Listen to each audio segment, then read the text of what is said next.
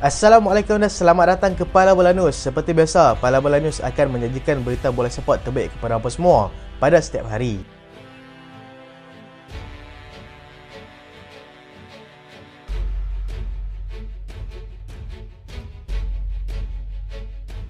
Kita mulakan dengan keputusan perlawanan Liga Juara-Juara Eropah. PSV menang besar 4-0 ke atas pasukan Girona. Slovan Bratislava tewas 4-1 kepada pasukan Dinamo Zagreb. Bologna tewas tipis 1-0 kepada pasukan Monaco. Dortmund menang tipis 1-0 ke atas pasukan Sturm Graz. Celtic menang pasukan Leipzig 3-1. Lille seri 1 sama dengan pasukan Juventus. Liverpool berpesta gol di Anfield dengan menang 4-0 ke atas pasukan Leverkusen. Real Madrid tewas mengejut 3-1 kepada pasukan AC Milan. Mengejut ke? Macam tak mengejut je. Sporting CP belasah pasukan Manchester City 4-1. Dan berikut adalah kedudukan semasa Liga Juara-Juara Eropah.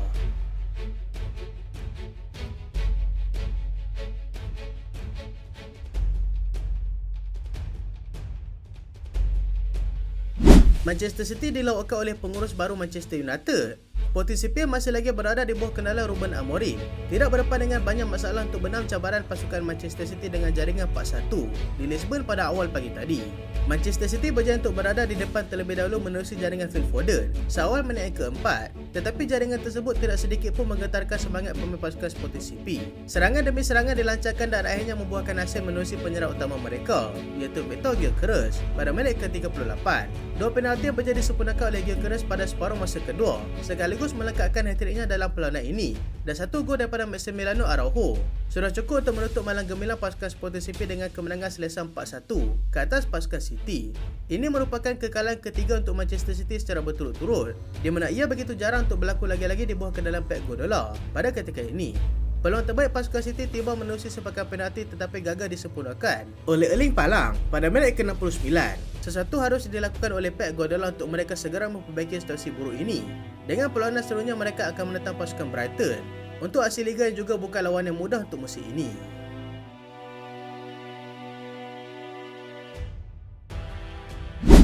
Real Madrid akur tunduk di laman sendiri. Persembahanan serba tidak menjadi kepada anak buah Carlo Ancelotti di laman mereka sendiri. Kini diteruskan lagi selepas mereka tunduk 3-1 kepada pasukan Milan kali ini dalam aksi Liga Juara-Juara Eropah.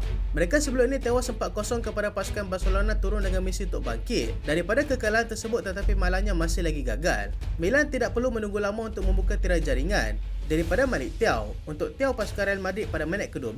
Hasil bantuan daripada Christian Pulisic, Vinicius Junior kemudiannya berjaya kembali menyamakan kedudukan menerusi sepakan penalti pada minit ke-23. AC Milan patut berterima kasih kepada penjaga gol utama mereka, iaitu Mike Maignan, yang terpaksa bekerja keras untuk menggagalkan banyak percubaan berbahaya daripada pasukan Real Madrid. Bekas pemain pasukan Real Madrid, Alvaro Morata, kemudiannya menambah gol kedua pada minit ke-39 dan terjadi regenders melengkapkan malam gemilang mereka dengan gol ketiga untuk memastikan kemenangan 3-1 Milan di hadapan penyokong pasukan Real Madrid.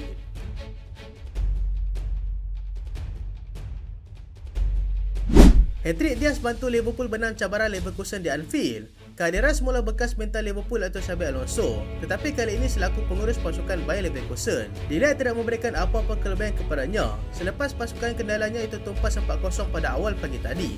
Leverkusen beraksi dengan cukup baik di sepanjang separuh masa pertama, dengan mereka sangat hampir untuk berada di depan menerusi jaringan Jeremy Frimpong pada minit ke-43, tetapi telah dibatalkan oleh VAR kerana bola terkena tangannya terlebih dahulu.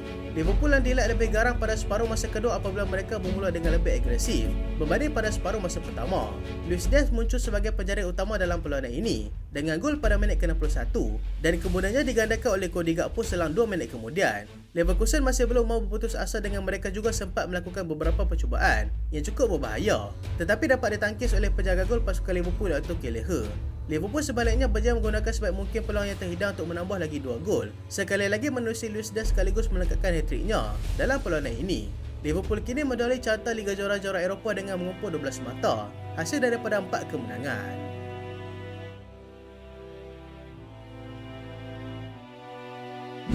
Kita ikuti pula jadual perlawanan Liga Juara-Juara Eropah untuk aksi awal pagi nanti. Bermula jam 1.45 pagi, Club Brugge akan menentang pasukan Aston Villa.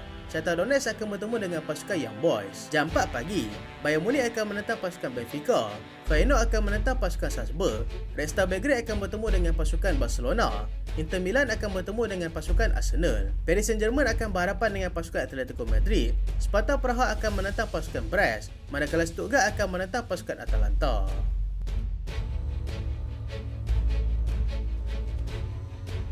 Declan Rice tidak akan beraksi bersama dengan Arsenal.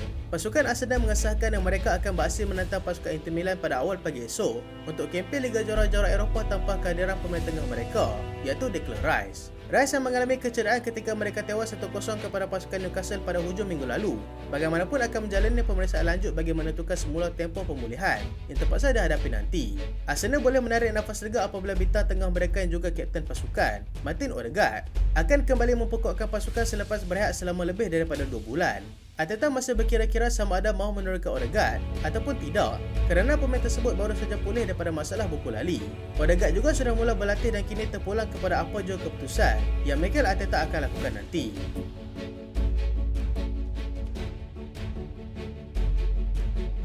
Masa depan Nistelrooy masih belum dapat dipastikan. Masa depan pengurus pasukan sementara Manchester United, Ruben Nistelrooy, masih lagi belum dapat dipastikan selepas pasukan tersebut telah melantik Ruben Amorim sebagai pengganti kepada Erik ten Hag.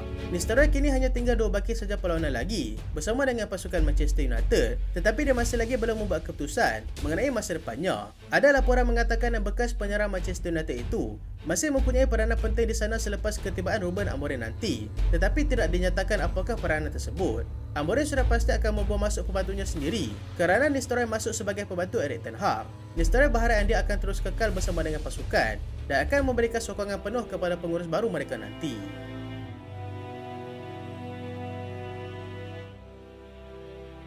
Martinez kembali bersama dengan Argentina. Penjaga gol utama pasukan Argentina, Emi Martinez, dilaporkan akan kembali bersama dengan pasukan semula selepas hukuman pergantungannya tamat. Dia dihukum kerana berkelakuan tidak sopan serta merosakkan harta benda semasa mereka menentang pasukan Chile dan juga pasukan Colombia.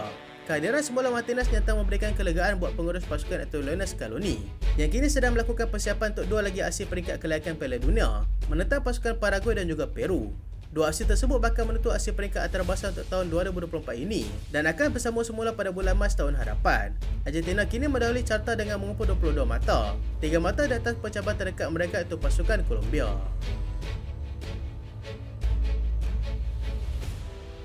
Manchester United sasarkan Andreas Christensen. Manchester United dilaporkan akan membawa masuk pemain pertahanan pasukan Barcelona iaitu Andreas Christensen. Selepas pemain itu semakin dipinggirkan pada ketika ini, mereka akan cuba memberikan tawaran bernilai 12.6 juta pound.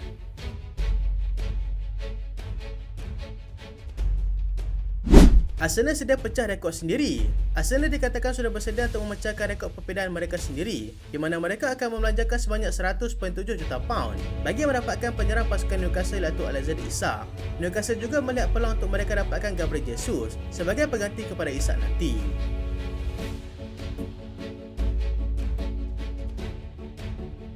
Erik ten Hag tidak mahu bawa masuk Zirkzee.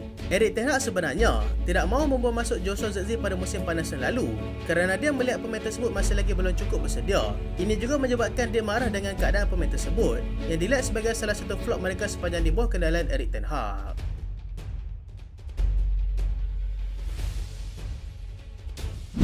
Barcelona tawarkan Vitor Roque kepada pasukan Sporting CP. Barcelona dilaporkan telah membuka tawaran kepada pasukan Sporting CP untuk mendapatkan pemain mereka iaitu Vitor Roque. Mereka mahu melepaskan pemain muda mereka itu sebagai langkah untuk mereka mendapatkan dana bagi mendapatkan penyerang pasukan Sporting CP iaitu Victor Gyökeres. Al-Hilal masih minat dengan Vinicius Junior. Al-Hilal daripada Arab Saudi diberitakan masih mengekalkan minat mereka terhadap pemain sayap pasukan Real Madrid iaitu Vinicius Junior. Mereka dikatakan sanggup untuk membayar sehingga 300 juta euro.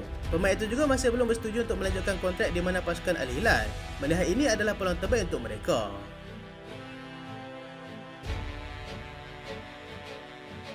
Itulah berita pada kali ini dan terima kasih sebab tonton sampai habis. Jangan lupa like, jangan lupa share, jangan lupa subscribe. Aku Solian. Assalamualaikum.